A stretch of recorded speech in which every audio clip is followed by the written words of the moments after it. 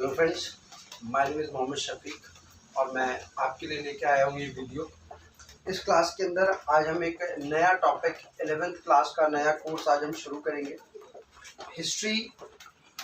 इस लेक्चर के साथ ही आज हम 11th क्लास की शुरू करेंगे और उसका फर्स्ट चैप्टर अगर आप देखें हिस्ट्री का कि from the beginning of time, उससे आज हम इस कोर्स की शुरुआत करने जा रहे हैं। बट कोर्स को शुरुआत करने से पहले कुछ चीज़ें मैं आपको बताना चाहता हूँ।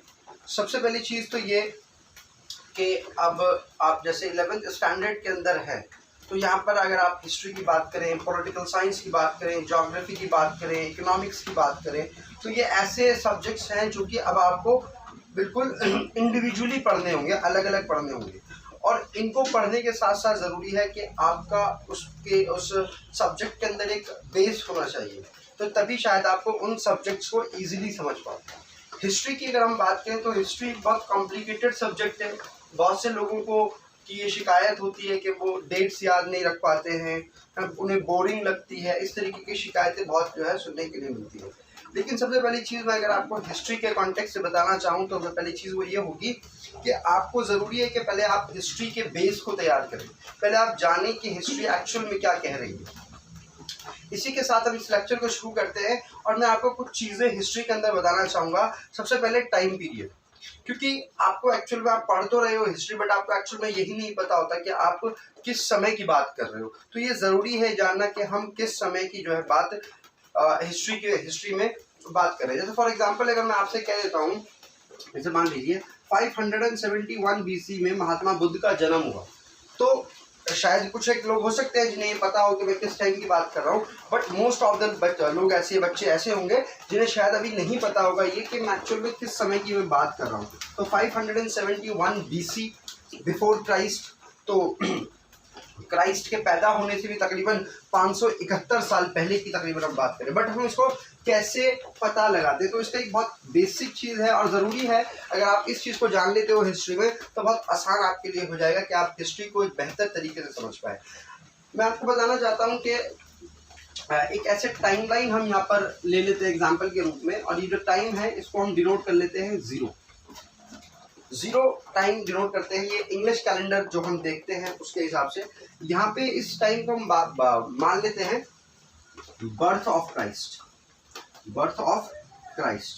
ठीक है, तो इस समय जो ईसा अलैहिस्सलाम थे उनका जन्म माना जाता है, जीरो के समय हम उन्हें मान लेते हैं। एक्चुअल में हम हिस्ट्री को दो जगह जो है बांट देते हैं।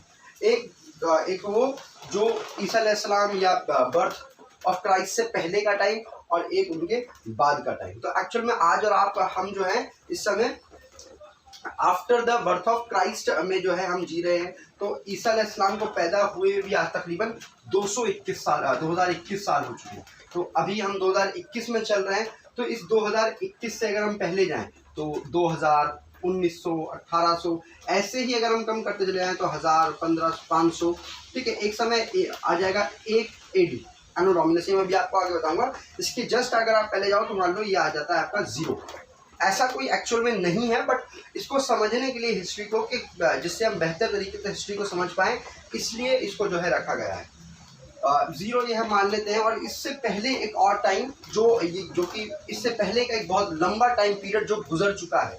जैसे फॉर एग्जाम्पल मैं कह दूँ आपसे, मैं बात करें अगर हमारे इसके अगला चैप्टर होगा रोमन एम्पायर, जैसे मैं मान लेता हूँ कि 27 BC में, ठीक है, तो ऑगस्टस एक राजा था, उसके अंदर एक एग्जांपल के रूप में बता रहा हूँ। तो बेसिकली क्या हुआ कि हम BC, इट मीन्स कि BC मतलब बिफोर क्राइस्ट। बहुत सी जगहों पर इसे BCE भी लिखा जाता है, ठीक है, बहुत सी जगहों पर हम BCE भी लिखते हैं, तो उसका मतलब होता है बिफोर कॉमन एरा।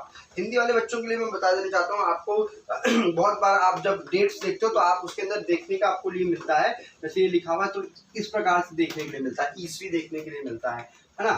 तो आपको इस तरीके से ईसा पूर्व देखने के लिए मिलता है। तो मैं उनके लिए बता देना चाहता हूँ, ईसा पूर्व का अर्थ होता है कि ईसा के जन्म से पहले का समय, और ईस्वी का अर्थ होता है ईसा के जन्म के बाद का समय। दो जगहों पे हम हिस्ट्री को बांट देते हैं। जैसे फॉर एग्जांपल मैं आपको ज्योग्राफी में बताऊंगा कि तकरीबन 4.6 बिलियन ईयर्स एगो पहले, तो ये बहुत लंबा टाइम पीरियड हो गया, तो 4.6 बिलियन ईयर्स एगो पहले दुनिया बनी। और तब से ही हम दुनिया की हिस्ट्री को याद रखें। इतनी पुरानी हिस्ट्री तो हम नहीं जानते हैं, थोड़ी बहुत जानते हैं, बट वहाँ से मान ले तो तकरीबन इतना समय पहले जा चुका है। अब हम उस समय के हिस्ट्री को इतने अच्छे से नहीं जान पाते, तो एक ये हमने तरीका निकाला है कि जिस तरीके से हम थोड़ा जो डेट्स हैं, जो टाइम पीरियड है, उनको थोड़ा बांट सकें। तो जैसे फॉर एग्जांपल मैं कह दूँ आपसे, अलेक्जेंडर ने इंडिया के ऊपर आक्रमण किया, तो वो कब किया था? BC में, तो बिफोर क्राइस्ट में किया था, तो ईसा अलैहिस्सलाम के पैदा होने से भी पहले किया था। महात्मा बुद्ध की अगर मैं बात करूँ तो महात्मा बुद्ध भी BC में पैदा हुए, या BCE, बिफोर कॉमन एरा में पैदा हुए। ठीक है, ऐसे ही अगर हम बात करें, हिंदुस्तान के अंदर ऋग्वेद लिखा गया, तो वो कब लिखा गया? BC में लिखा गया। ठीक है, ऐसे ही रोमन एम्पायर की अगर हम बात करें तो रोमन एम्पायर हमें आफ्टर क्राइस्ट में ही मिलता है, बट उसकी शुरुआत हमें जो है एंशियंट जो है हिस्ट्री में ही देखने के लिए मिलती है, BC में। तो बिफोर क्राइस्ट में ही हमें उनकी जो है शुरुआत देखने के लिए मिलती है। इसके बाद अगर हम बात करें, चलिए ये तो आपके समझ में आया होगा कि मैं इसमें क्या समझाना चाह रहा हूँ। अगर अभी भी कुछ डाउट हो तो आप मुझसे कमेंट सेक्शन में पूछ सकते हैं। दूसरी चीज़ ये कि आफ्टर क्राइस्ट, ठीक है, आफ्टर क्राइस्ट तो नहीं, इसको एनो डोमिनस बोला जाता है, AD इसको आप लिख देते हो इंग्लिश में। और हिंदी वाले बच्चों के लिए बता देना चाहूँ, वहाँ पर आपको ईस्वी लिखा हुआ देखने के लिए मिलेगा। इसमें फॉर एग्जाम्पल कह दूँ कि पानीपत की जो पहली लड़ाई है वो कब हुई? 1526 ईस्वी में, अर्थात AD में। ठीक है, ऐसे हम इसे देखने के लिए मिलते हैं। तो AD की फुल फॉर्म होती है एनो डोमिनस, एनो डोमिनस। तो बेसिकली कहने का मतलब है कि आफ्टर क्राइस्ट, तो जो क्राइस्ट थे उनके जन्म के बाद का जो समय है उसको हम बेसिकली क्या कह रहे हैं?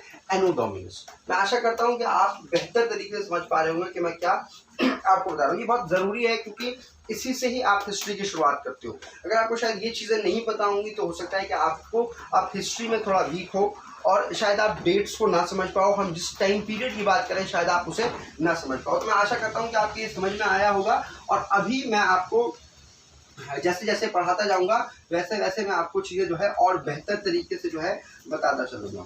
ठीक है, दूसरी चीज़ ये कि हम हिस्ट्री को 3 जगह पढ़ते हैं, 3 तरीक़ों से हम हिस्ट्री को पढ़ते हैं।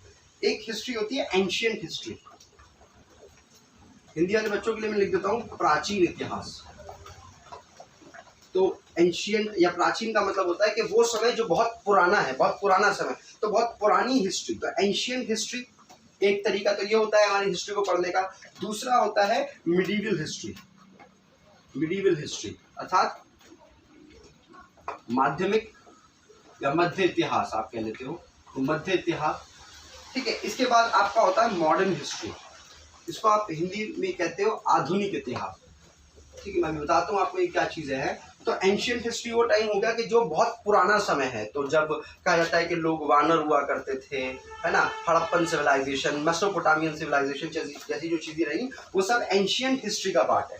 वहीं अगर आप मिडाइवल हिस्ट्री की बात करो, मध्य इतिहास की अगर आप बात करो, तो ये वो हिस्ट्री है जो आपको एंशिएंट हिस्ट्री के तुरंत बाद देखने के लिए मिलती है, आप उसको मिडाइवल हिस्ट्री कह देते हो। जैसे अगर हम बात करें फॉर एग्जांपल, दिल्ली के हिंदुस्तान में जो है एक चीज़ रहती है दिल्ली सल्तनत, और मुगल एम्पायर भी रहा। बाकी के मुगल एम्पायर को मॉडर्न इंडिया में भी देखते हैं, बट बेसिकली क्या है, मिडाइवल हिस्ट्री का पार्ट है। ठीक है, ऐसे ही अगर आप मॉडर्न हिस्ट्री की बात करो तो मॉडर्न हिस्ट्री वो हिस्ट्री होती है जो बेसिकली आधुनिक है, मतलब जो आपको अभी हाल फिलहाल 200 साल 300 सालों में ही देखने के लिए मिल रही है, उसी को आप बेसिकली कहते हो आधुनिक इतिहास, मॉडर्न हिस्ट्री। तो ये 3 तरीके से हम जो है हिस्ट्री को सेग्रीगेट करते हैं, डिफरेंट तरीकों से, और इस तरीके से हमें पढ़ने में आसानी हो जाती है कि हम बेसिकली एक्चुअल में किस हिस्ट्री की बात कर रहे हैं। अगर हम 11th क्लास की बात करें तो 11th क्लास की अगर आप हिस्ट्री की बुक को देखो तो उसका नाम है कि थीम्स ऑफ वर्ल्ड हिस्ट्री, तो विश्व इतिहास के कुछ विषय।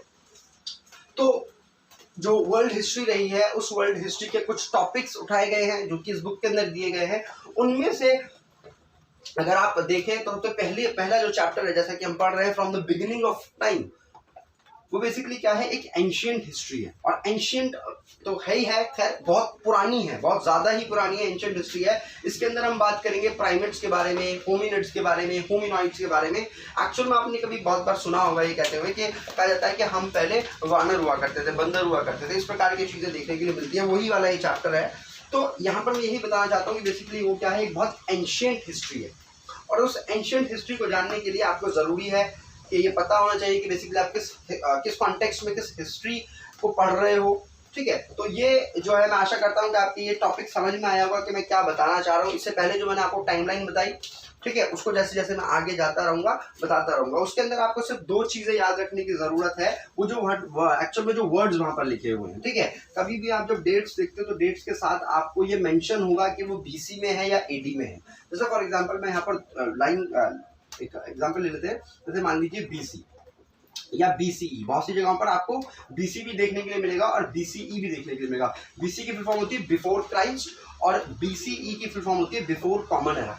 ऐसे ही आपको यहाँ पर एडी देखने के लिए मिलता है, एनो डोमिनस नाम का जो शब्द है ये देखने के लिए मिलता है, ठीक है। हिंदी वाले बच्चों के लिए बता देना चाहता हूँ, यहाँ पर बीसी के लिए उन्हें ईसा पूर्व देखने के लिए मिलता है इस प्रकार से। तो मान लीजिए कोई भी अगर डेट लिख के, जैसे फॉर एग्जाम्पल मैं कह देता हूँ, मान लीजिए 323 बीसी या ईसा पूर्व, तो अर्थात कहने का मतलब बहुत आसान भाषा में है कि 323 साल ईसा के जन्म से पहले। तो ईसा अलैहिस्सलाम के जन्म से भी तकरीबन 323 साल पहले की जो है यहाँ पर ये बात करी जा रही है। एक एग्जाम्पल मैंने आपको बताया। ऐसे ही वहीं आप अगर एडी की बात करें तो एडी में क्या होता है कि आप एक्चुअल में क्या बात कर रहे हो कि आफ्टर क्राइस्ट, तो क्राइस्ट पैदा हो चुके हैं और उनके बाद के जन्म की आप बात करो। जैसे मैं फॉर एग्जांपल मैं कह दूं, आपने बहुत बार देखा होगा 2021 ईस्वी कहा जाता है। तो क्यों कहा जाता है? क्योंकि हम ईसा अलैहिस्सलाम के बाद के समय में, ईसा के समय के बाद में हम बेसिकली जी रहे हैं।